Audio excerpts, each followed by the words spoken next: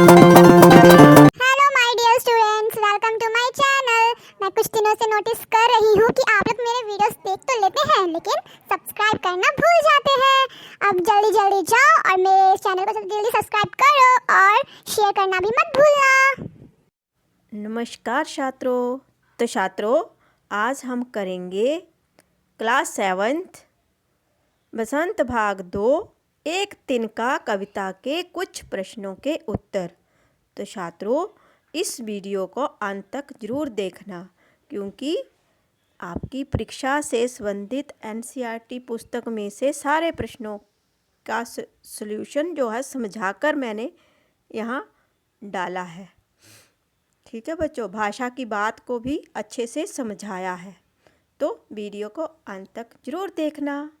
चलो, फॉर आपके एग्ज़ाम के लिए डियर स्टूडेंट, ये प्रश्न उत्तर बहुत ही महत्वपूर्ण है। चलो शुरू करते हैं। नीचे दी गई कविता की पंक्तियों को सामान्य वाक्यों में बदलिए। नीचे जो है कुछ कविता की पंक्तियाँ दी गई हैं, उनको क्या करना है, सामान्य जैसे हम बातचीत करते हैं उसके अनुसार बदलना है। तो वह कविता की भाषा में लिखी गई है ना, जैसे एक तिनका आँख से मेरी पड़ा, तो हम इसको अपनी भाषा में कैसे बोलेंगे कि मेरी आँख में एक तिनका का जो पड़ा है, मेरी आँख में क्या पड़ा है, एक तिनका पड़ा है। ठीक है, एक तिनका आँख में मेरी पड़ा, यहाँ कविता में ऐसा बोला गया है, तो आप अपनी भाषा में कैसे बोलोगे इस पंक्ति को, मेरी आँख में एक तिनका पड़ा है। मूठ देने लोग कपड़े की लगे। अब मूठ होता है, हम कई बार आँख में कुछ चला जाता है तो बोलते हैं ना कि कपड़े को इकट्ठा करके थोड़ा सा हवा लगा के अपने आँख के ऊपर रखो, दर्द कम हो जाता है। उसी प्रकार इस पंक्ति को कैसे कहेंगे हम, लोग कपड़े की मूठ जो है देने लगे। ठीक है, तो कुछ और पंक्तियां हैं यहाँ पर। एक दिन जब था मुंडेर पर खड़ा, एक दिन जब था मुंडेर पर खड़ा, इस पंक्ति को हम कैसे बोलेंगे कि एक दिन जब मुंडेर पर खड़ा था, कि एक दिन जब मैं मुंडेर पर खड़ा था, घर की छत के ऊपर खड़ा था। आँख लाल होकर दुखने लगी। अब कविता में तो ये कहा गया कि आँख लाल होकर क्या लगी, दुखने लगी, तो हम बोलेंगे कि आँख लाल होकर दुखने लगी। आँख क्या है, लाल होकर दुखने लगी। बेचारी ऐंठ दबे पाँवों भगी। अब थोड़ा थोड़ा फ़र्क है कवि के विचारों, कवि ने कैसे लिखा है उन पंक्तियों को, और हमारे बोलने में थोड़ा थोड़ा ही डिफरेंस है, तो यही आपको समझना है। बेचारी ऐंठ दबे पाँवों भगी, बेचारी ऐंठ दबे पाँवों भगी, ये भी सेम है। जब किसी डब से, डब होता है भ्रम से निकल, डब से किसी तरीके से, है ना, डब होता है तरीका, तो किसी तरीके से निकल तिनका गया, तो किसी ने डब से तिनका निकाला, किसी तरीके से उस तिनके को निकाला जो आँख में पड़ा था। ठीक है बच्चों, आशा करती हूँ आपको ये पंक्तियाँ जो हैं अच्छे से समझ में आई होंगी। नेक्स्ट प्रश्न, एक तिनका कविता में किस घटना की चर्चा की गई है। जो एक तिनका कविता है उसमें किस घटना के बारे में चर्चा की गई है, जिससे कि घमंड नहीं करने का संदेश मिलता है, जिससे कि क्या मिलता है, घमंड नहीं करने का संदेश मिलता है इस कविता में। तो आइए जानते हैं उत्तर से। इस कविता में इस घटना का वर्णन किया गया है जब कवि की आंख में एक तिनका गिर गया। एक तिनका क्या चला गया था कवि की आंख में, एक तिनका, उस तिनके से काफ़ी बेचैन हो उठा, तो वो उस तिनके से काफ़ी बेचैन हो गया। कभी कभी हमारी आंखों में भी ऐसा होता है कि कुछ पड़ जाता है तो हम भी आंखों से पानी बह जाता है और तड़प उठते हैं, है ना। उसका हम सारा घमंड चूर हो जाता है। जब आदमी बीमार हो जाता है या कुछ उसकी आँखों में या पैर में कोई चोट लग जाती है, तो क्या फील करता है, क्या महसूस करता है कि घमंड किस बात का, है ना, तो कभी भी कुछ भी हो सकता है। तो किसी तरह लोग कपड़े की नोक से उनकी आंखों में पड़ा तिनका निकालते रहे हैं, और कई प्रकार के उपाय भी करते हैं हम। जब हमारे साथ कुछ ऐसा हो जाता है तो लोग भी, हमारे आस पड़ोस के भी हमारी मदद करते हैं। तो कभी सोच में पड़ जाता है कि आखिर उसे किस बात का घमंड था। अब कभी अपने मन में ही सोच रहा है कि उसे किस बात का घमंड था जो एक तिनके ने उनके घमंड को ज़मीन पर लाकर खड़ा कर दिया।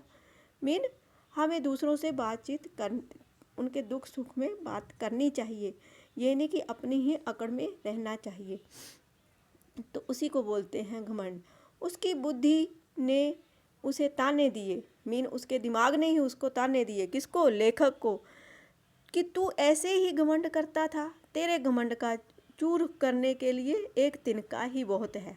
मीन हमें घमंड नहीं करना चाहिए, इस घमंड को चूर करने के लिए एक तिनका ही बहुत है। क्योंकि काफ़ी लोग इकट्ठे हो जाते हैं जब हमें चोट लगती है या कुछ भी ऐसा होता है, दुर्घटना घटती है। तो इससे ये संदेश मिलता है कि व्यक्ति स्वयं पर घमंड नहीं करना चाहिए। एक तुच्छ व्यक्ति या वस्तु भी हमारी परेशानी का कारण बन सकती है। हर वस्तु का अपना अपना महत्व होता है। हर वस्तु का अपना महत्व होता है।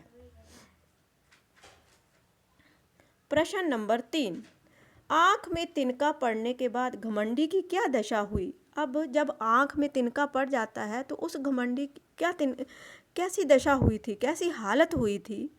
तो बच्चों, उस घमंडी की आँख में तिनका पड़ने पर उसकी आँख क्या हो गई? लाल हो गई। क्या क्या होता है, आपके साथ भी होता होगा, कभी हुआ होगा। तो क्या हो जाता है, आप अपने आप ही फील करो और आप अपने शब्दों में लिख सकते हैं कि उसकी आँख जो थी लाल हो गई, होकर दुखने लगी, वह बेचैन हो गया, उसका सारा जो ऐंठ था समाप्त हो गया। ऐंठ होता है घमंड, मीन अकड़। ठीक है, तो ये था हमारा तीसरा प्रश्न। अब घमंडी की आँख से तिनका निकालने के लिए उसके आसपास लोगों ने क्या किया? क्या किया उस तिनके को निकालने के लिए? क्या क्या किया लोगों ने? घमंडी की आँख से तिनका निकालने के लिए उसके आसपास के लोगों ने कपड़े की मूठ बनाकर उसकी आँख में डाली। मीन उसकी आँख पर ऐसे मूठ बनाकर, कपड़े की मूठ बनाकर उसको थोड़ा सा रिलैक्स फील हो, वैसा प्रयास किया। ठीक है बच्चों, आज प्रश्न नंबर 5। तिनका कविता में घमंडी को उसकी समझ ने चेतावनी दी। मीन हमारे अंदर एक और भी मन है जो बोलता है हमें कि ये बात सही है, ये गलत है, हमें ऐसा करना चाहिए, ऐसा नहीं करना चाहिए। हम हर पल सोचते ही रहते हैं कुछ ना कुछ। तो उसी प्रकार घमंडी को उसकी समझ ने चेतावनी दी। ऐंठता तू किस लिए इतना रहा, ऐंठता तू किस लिए इतना रहा, एक तिनका है बहुत तेरे लिए। बोलता है कि कितना किसके लिए तू इतना घमंड कर रहा है, तेरे लिए तो एक तिनका ही बहुत है।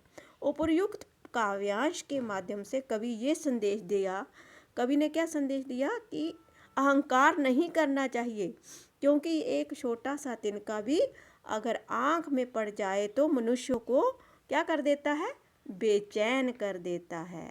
तो इसलिए बच्चों, हमें घमंड नहीं करना चाहिए किसी भी बात का। अब दूसरा भी एक उदाहरण दिया है यहाँ पर, इसी प्रकार कबीर जी ने भी चेतावनी दी है। तिनका कबहू न नींदिए, पाम तले जो होए, कबहू उड़ी आँखिन परे, पीर घनेरी होए। इस दोहे का क्या मतलब है कि तिनके को भी ऐसे नहीं कभी भी समझना चाहिए, छोटा नहीं समझना चाहिए, क्योंकि ये भी कभी आँख में उड़कर हमें दर्द देता है, पीड़ा देता है, बहुत ही दर्द देता है। तो इसको भी हमें कुछ छोटा मोटा नहीं समझना चाहिए। इन दोनों में क्या समानता है? अब ये इन दोनों बातों में क्या समानता है वह बताना, और क्या अंतर है।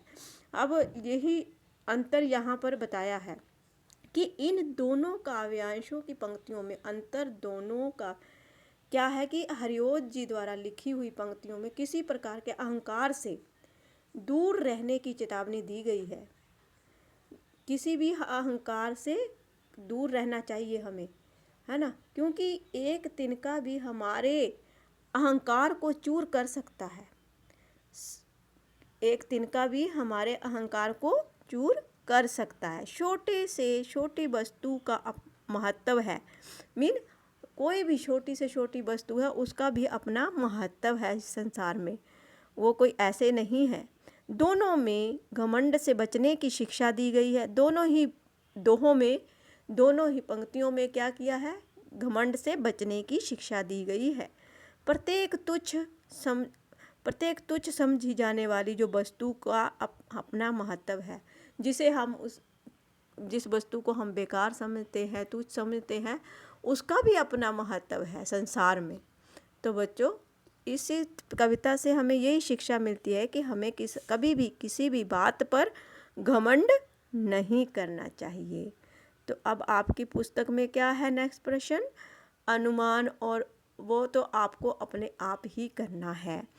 अब भाषा की बात में कुछ दिया गया है, इसको पढ़ लेते हैं। पहले प्रश्न में क्या पूछा गया है कि किसी डब से निकलना का अर्थ, मीन किसी डब से निकलना का क्या अर्थ होता है? किसी ढंग से निकलना। डब से निकलना मीन तरीके से निकलना। जैसे कई वाक्यांशों से आप परिचित होंगे, जैसे धम से वाक्यांश है, लेकिन ध्वनियों में समानता होने के कारण के बाद भी डव से और धर्म से जैसे वाक्यांशों में प्रयोग में अंतर है। धम से होगा यहाँ धम से, शप से इत्यादि का प्रयोग ध्वनि द्वारा क्रिया को सूचित करने के लिए किया जाता है कि धम की आवाज़ आई या शप की आवाज़ आई। क्या है? ये क्रिया शब्द है। क्रिया के लिए प्रयोग किए जाते हैं। नीचे कुछ ध्वनि द्वारा क्रियाओं को सूचित करने वाले वाक्यांश और कुछ अधूरे वाक्य दिए गए हैं, और उचित वाक्यांश चुनकर वाक्यों के खाली स्थान भरने हैं आपको। उन वाक्यांशों में क्या भरना है? शप शब्द, टप से, थर्र से, फुर्र से, सन से। ये आपको यहाँ कौन से वाक्यों में कौन सा आएगा वह भरना है। तो पहला वाक्य देखिए आप अपनी बुक में, पुस्तक में। मेंढक पानी में ब्लैंक से कूद गया। तो कैसे कूदा मेंढक पानी से? पानी में कैसे कूदा? शप से, छलांग लगाकर, मीन शप से।